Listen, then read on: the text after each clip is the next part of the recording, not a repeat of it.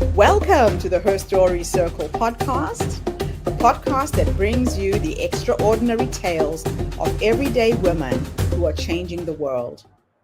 I'm your host, Gertrude Mache, and I'd like to acknowledge traditional custodians of the land on which we meet today. I also like to pay my respects to elders, past, present, and emerging. Every week, we dive into the lives, challenges, and triumphs of women from all four corners of the globe. We're here to inspire, enlighten, and connect, sharing stories that uplift and empower. So grab a cup of coffee, settle in, and join us as we explore the incredible journeys of women shaping our future. This is Her Story, where every woman's voice matters. Hello, everybody, and welcome back to the Her Story Circle. This is Gertrude Mache here in beautiful Melbourne, Australia. And today I am graced with the presence of yet another fascinating young woman. Welcome, welcome, welcome to our tribe. Please tell everybody your full name, where you're based, and share your story with us today. Hi Gertrude, I am Mandy Gardiner. I'm based in Perth in Western Australia, and I am a postpartum doula and a matrescence coach. I became a mum in 2018, and that's really where my story started. Before that, I was just sort of, I was in my 20s. And I didn't really have a sense of purpose in my life apart from wanting to just follow the normal path that is, the conventional, traditional path of meet a man, get married, start a family. There was no real motivation or career. There was no purpose in my life. I did know from quite a young age that motherhood was going to be mine. But what was interesting was that first year of motherhood for me was profound. I had never questioned myself more and doubted myself. My inner critic was so loud, to the point of feeling like I felt like everyone was watching me and judging me as I walked down the street with my new baby, and thinking, God, this woman doesn't know what she's doing. Look, she's just she's clueless. And I thought people the inner critic was really loud. Every time I made a mistake, I was incredibly harsh on myself. And I just was almost paralyzed with perfection and comparisonitis. But at the same time, I felt so comfortable in my role as a mother, that I knew that it wasn't me. How do I say this? I knew it wasn't just me feeling this. I felt so comfortable in it. And the more I spoke to other new mothers, the more I realized we were all feeling some version of this heaviness. And so in 2020, after I gave birth to my second child, I decided to become a postpartum, and I sort of just went running with it. I looked at it as I need to offer practical support because women don't have a village in Perth. We're all, a huge majority of us are expats. We don't have family around us, and we're trying to be this perfect mother. Someone told us somewhere along the line that we needed to be everything, perfect mother, career woman, perfect housekeeper, like 1950s housewife was somewhere in the mix of that. And we were burning out. So I decided to start offering that service of support, practical, and I supported dozens of women doing that, and it was amazing. But I still felt like there was something missing. So last year, I qualified as a matrescence coach through Amy Taylor Kabaz's Mama Rising program, and that was life-changing. I learned that, and am now able to not only support women practically, which is incredibly important, but I can offer that additional hand on your shoulder, reassuring the mother that she is not alone, that motherhood in 2024 is really hard, because with the rise of, and I can explain it with the rise of feminism in that patriarchal world that is this Western culture, the mother was forgotten. But we are still doing everything in our power to prove our worth. And now I get to come with this knowledge and ability to show you how to find your worth, how to feel value, to see your strength. It increases your resilience. It increases your presence and joy in daily life. And what that does is it doesn't just make the day-to-day better, but it helps you break that generational trauma. And it starts the healing from you. You hand it down to your children. You're handing it over to your partner, because you are in your power now. So that is my story. What inspired you to be a postpartum doula? And what do you find to be the most rewarding about supporting new mothers and their families? What inspired me to become a postpartum doula was holding my babies in my arms and feeling like something was really right. Like I was exactly where I was meant to be. And at the same time, feeling so overwhelmed that I didn't know what I was doing. I wished someone like an aunt or a big sister was there with me, that had a relationship with me like a friend, that didn't judge me or tell me exactly what to do, but gave me information and helped me practically. That's what I wanted that's why I started looking at how I could help women. Yeah, and it would be challenging because most people in Perth, like you said, are coming in from different places. You don't have family support. You don't have close-knit friends who can handhold you through that new motherhood experience, correct? That's very correct. Oh. So after working as a postpartum doula, what motivated you to be an ICF Mama Rising facilitator and coach? And how has this expanded your ability to support mothers? So what the Mama Rising training gave me was the knowledge that motherhood does have that profound transformation on a woman. It's called matrescence. Like adolescence, women go through a physical and emotional and spiritual change when they become a mother. And what's more, that we now know that women are mothering harder than the hardest way that they have ever done it before.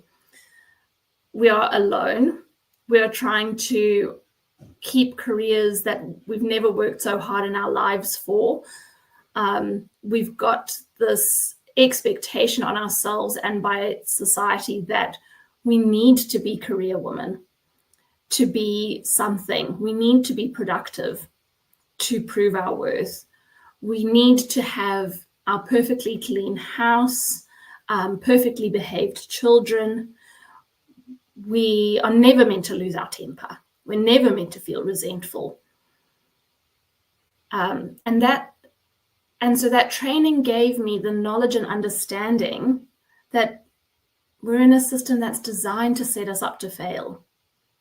And so when I offer that knowledge and share that knowledge with other mothers, the healing that comes from that, firstly, is so powerful. Secondly, it's a model of understanding and learning that provides women with tuning into what their values are, what their strengths are, how to handle the downs with grace,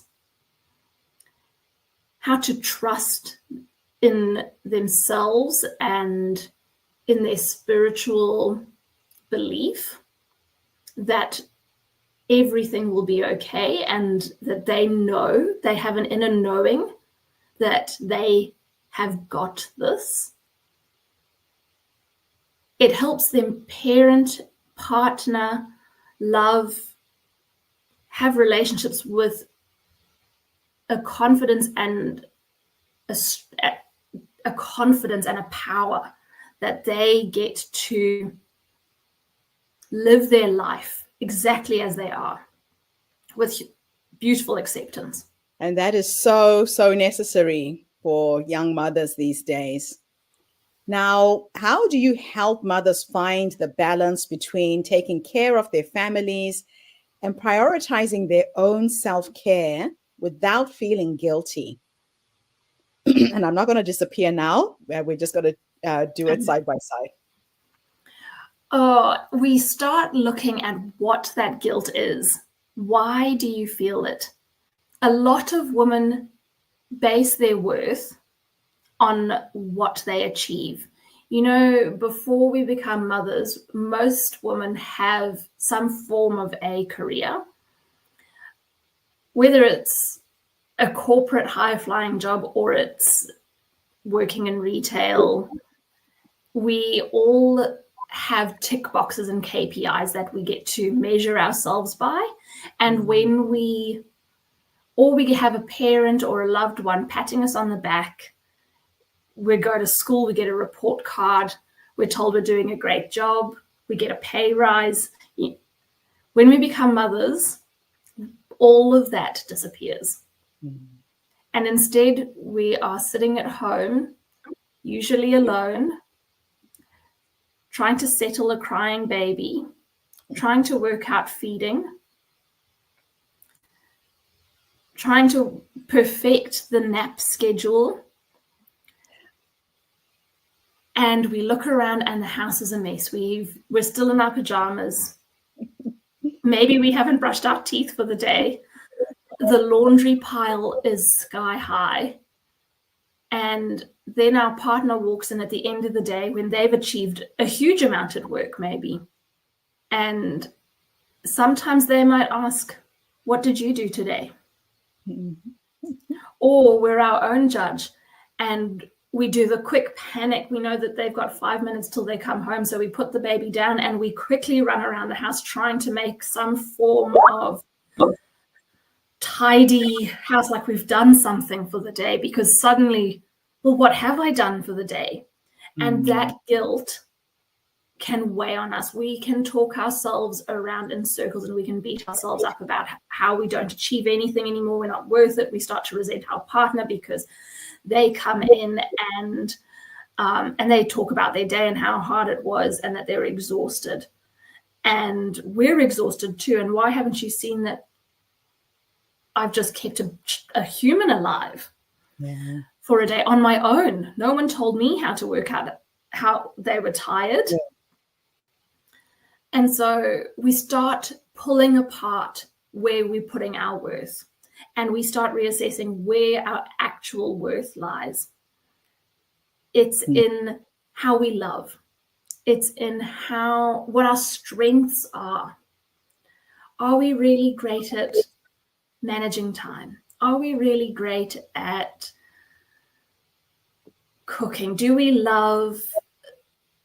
hate all of that? Well, let's find a way to deal with that. We can, if we're in this beautiful culture where we're making connections and friendships and we're in the Western world, let's find ways to support ourselves with things that actually serve our ability to enjoy life. Are we going down the rabbit hole of sitting on social media and watching everyone else's perfect life? Let's let go of the perfect life expectation and start realizing that doesn't exist, that we're catching the highlights reel of everyone's life. That's why it looks perfect. So based on your experience, what are some of the practical strategies that mothers can use to avoid burnout and maintain their well-being? I love providing women with a postpartum plan if they are a new mother. And if they're years into it and still feeling, still questioning themselves, still not knowing their worth and their value and understanding their strengths. So a postpartum plan gives us structure-hungry people a chance to have some form of structure, semblance to our lives. We know that if we know where our meals are coming from and we know where to get information about feeding, sleeping, babies, all that sort of stuff, how to deal with the mental load and have the conversations with our partners. So part of my postpartum plan that I love implementing with women is, I'll say, now you're going to have 2 meetings a week. One is with your partner, and it's like a business meeting. Don't do it over dinner. Don't set it up like you're in the office. Have some key points that you want to both discuss. And when it's a new baby, it might be for you, it might be telling your partner how the baby's day is going. It might be something like, well, the baby is now awake every 2 hours. I feed the baby every 3 hours or 4 hours. Bottle feeding, I would really love it if we could try some bottle feeding so I can have some time away for myself. And they may say it could be an opportunity for you to plan meals together so that you're not, now that you're at home most of the time, you're not becoming this 1950s housewife that provides the cooked meal ready as he walks in the door, and and here, darling, here's your slippers and your robe and your pipe. So we have that conversation so that both of you come to this working as a team. Yeah, and that's really important. And the second meeting I tell them to have is to take themselves for a meeting with themselves so that they get a chance to do something that honors them.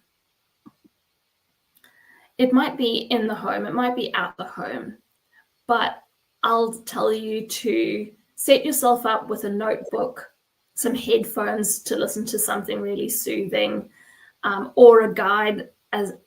I'm a big advocate for a gratitude practice and a journal, so that you can write down a brain dump in this meeting of everything that's going on in your head, because we've got that, infinite loop in our head of maybe there's 10 jobs in that list, or maybe there really is 100, but it feels like a never-ending loop of jobs that we have. And once we get it down on paper, we realize it's doable, or we can outsource something. I'm big women do delay, delegate, delete is what I tell them to do. Oh, I love that formula. It's a work formula. And so if we get that for women that love the structure, then suddenly they're like, yes, I've got this. My mental load is no more because I can delay this. I can delegate this, or I can just do it. Is it going to be 2 minutes? Is it going to be a long standing project? So many mothers feel the pressure to do it all, like we were saying, due to societal or cultural expectations. How do you address these pressures in your coaching? Actually, you've answered that in your support sessions. You've just answered that. Move on to the next question. How has managing an autoimmune disease impacted your approach to motherhood and your work as a doula and a coach? I was diagnosed with an autoimmune disease in 2021, just short of 12 months after my son was born. And that showed me how depleted I really was, because I was working, even though I understood postpartum life, I understood what postnatal depletion was, I was still working at 100 miles a minute, still trying to prove that I'm strong. Resilience is a massive thing for me. It's a huge value of mine.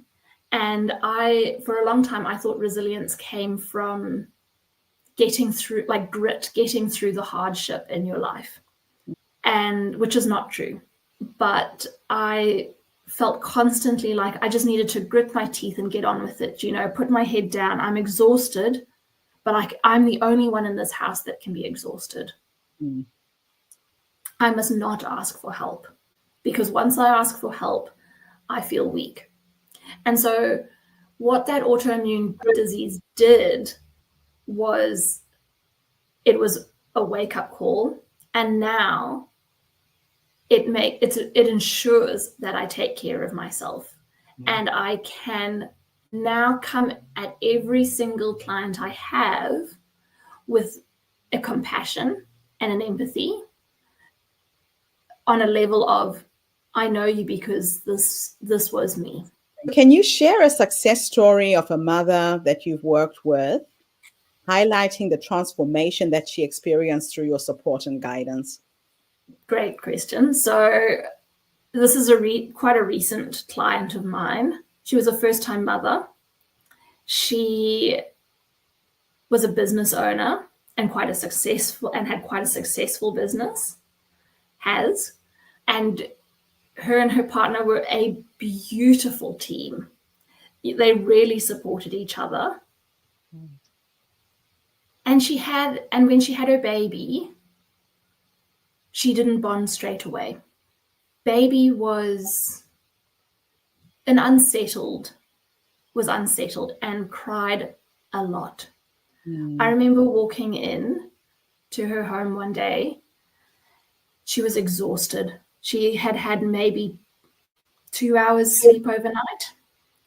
And that type of tiredness and constant battle of, I feel like I have to sit in a dark room all day holding this baby that doesn't stop crying, that type of tiredness and constant need on all of you wears you down. And she was still trying to say it was okay, it's fine. But what was lying right there was a resentment against her baby, because why couldn't she just settle? There was complete hopelessness in her body language, in her thoughts, in her actions, the way she held the baby, everything, hopelessness. And all of it was, I've done all the studying. I know how babies are meant to be awake. I know what they look like when they're tired. This is the textbook for it. I am meant to be prepared. We just had nothing, everything was going against it. She was desperately trying to breastfeed, but she couldn't breastfeed. The baby wouldn't take the breast. She was desperately trying to settle the baby exactly like the book said, and the baby wouldn't settle exactly like the book said.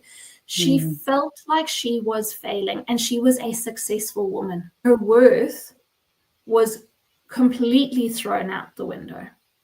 And so when I got to work with her, it was always about, and let's check in. Let's see why we're chasing this perfect life of putting our baby down. Yes. Let's see why we're chasing this perfect story of breastfeeding our baby. Because it is so ingrained in us. The story of a perfect mother is the only way to be. And this is what a perfect mother looked like to her. And she was failing in her mind.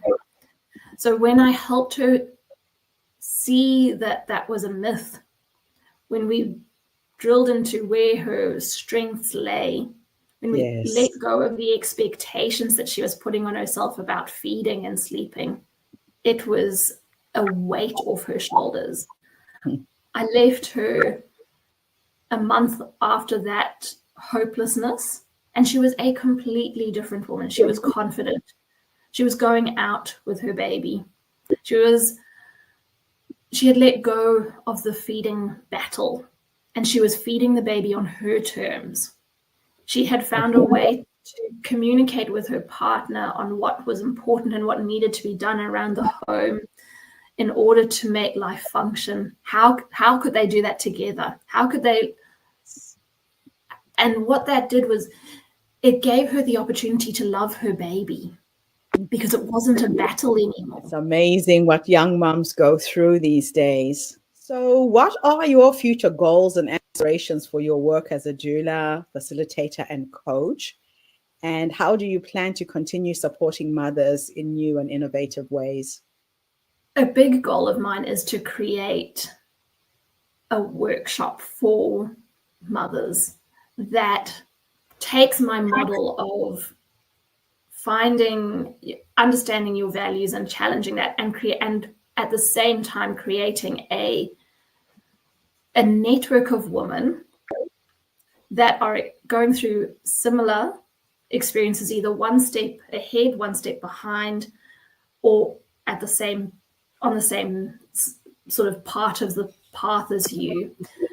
Because the support that women can give of each other is incredibly uplifting. And if you're learning and discovering the same things, understanding your own values, understanding why we're struggling, stepping into our power and our grace and our inner knowing, all at the same time, is going to be pretty powerful. And that is where I want to take it. I want to create an army of women that are confident in their power, parenting how they want to, challenging the way that they live their life. Is it killing themselves at work and killing themselves at home? Are they going to bed absolutely exhausted, looking for ways to numb? Or are they living life? I love it. Thank you so much. This is so inspiring. Thank you for coming online and inspiring all those young moms out there that it's not about perfection. You have to relax into motherhood and enjoy your babies, and there is support out there. So how can people find you, Mandy? What's the best way for people to connect with you? I am on Facebook and Instagram at Nest Postpartum. So my Instagram handle is nest_postpartum. And if you search Nest Postpartum on Facebook, that's how you find me. And I've got a website, www.nestpostpartum.com. Okay, so let me just share that on the screen so people know where to find you. Thank you so much for coming online and sharing this with us today. Take care, Mandy. Thank you so much, Gertrude. And thank you to everybody who's tuned in today. The Her Story Circle is bringing you the voices and stories of women from all over the world to uplift, inspire, and energize you. So tune in again tomorrow when I interview yet another amazing guest. In the meantime, have a fantastic day, morning, or evening, wherever you are in the world, and bye for now. Thanks again, Mandy. Thank you for tuning into the Her Story Circle podcast. I hope today's story has inspired you to believe in the power of our stories and the difference you can make in the world when you use your voice. I'm Gertrude Mache, and it's been an honor to share this space with you, where voices from all walks of life come together to weave a rich tapestry of diverse perspectives. Don't forget to subscribe, rate, and review our podcast to help us share these stories with more listeners. Follow us on social media by looking for the Her Story Circle podcast for more updates. And join us tomorrow for another episode filled with courage, resilience, and empowerment. Remember, your story matters, and together we're building a stronger, more inclusive world. Until next time, keep making her story.